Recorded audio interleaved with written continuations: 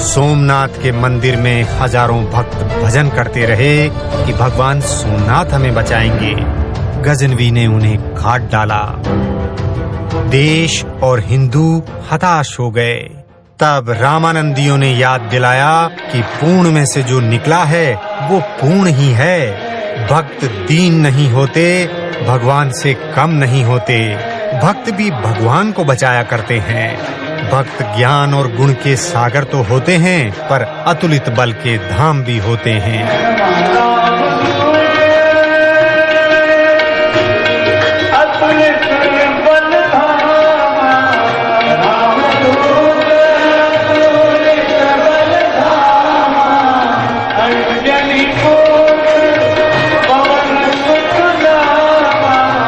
वे पाताल में जाकर भगवान को मौत के मुंह से निकाल लाया करते हैं। इस भक्त ने कभी ये नहीं सोचा कि राम मेरे लिए किस काम के। ये तो हमेशा यही सोचते हैं कि मैं राम के किस काम आऊं, क्या करूं जिससे मेरे राम के मुख पर मुस्कान आ जाए।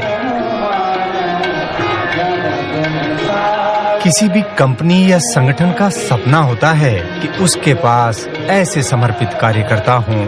इसीलिए आज भी हनुमान जी लोकप्रिय हैं। भारत का सैनिक आज भी हनुमान जी से प्रेरणा पाता है। वह ये नहीं सोचता कि भारत मेरे लिए किस काम का, वह तो ये सोचता है कि मैं भारत की रक्षा में कैसे काम आऊं। भारतीयों का विश्वास है कि हनुमान जी मरे नहीं, हमारे आसपास ही कहीं छुप कर रहते हैं। आज भी भारत के गांव में ये प्रसिद्ध है, जय बजरंग बली, तोड़ दुश्मन की नली।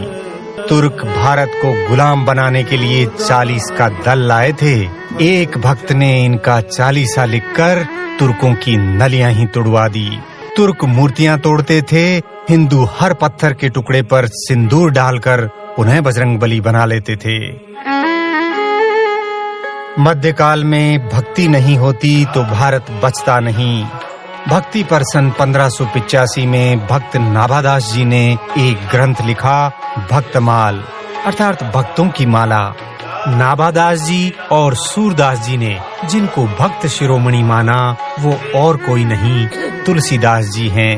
तुलसीदास जी के पद कमल बारंबार मना,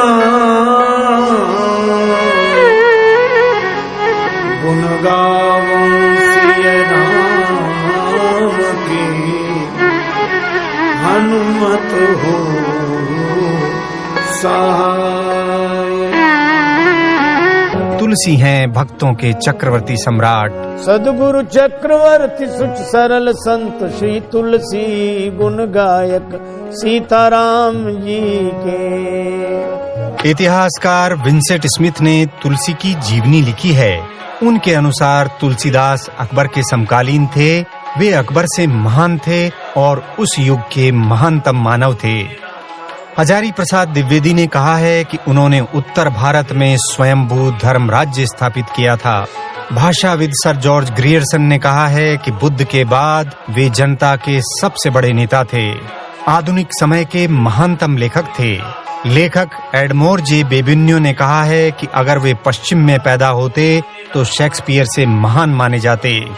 निराला उन्हें टैगोर से ऊपर कालिदास और व्यास की श्रेणी में रखते हैं। अर्नेस्ट वुड ने कहा था कि उनकी रामचरितमानस लैटिन या ग्रीक की सभी पुस्तकों में श्रेष्ठ है। कितना अद्भुत है कि उत्तर भारत के निरक्षर ग्रामीण इस विशाल ग्रंथ को कंठस्थ करते आए हैं। प्रसिद्ध कवयित्री महादेवी जी लिखती हैं, जब तलवारों का पानी उतर गया, शंखों का घोष विलीन हो गया, तब भी तुलसी के कमंडल का पानी नहीं सूखा। हम पौराणिक राम को नहीं, तुलसी के राम को जानते हैं। आज भी जो समाज हमारे सामने है वह तुलसी का निर्माण है।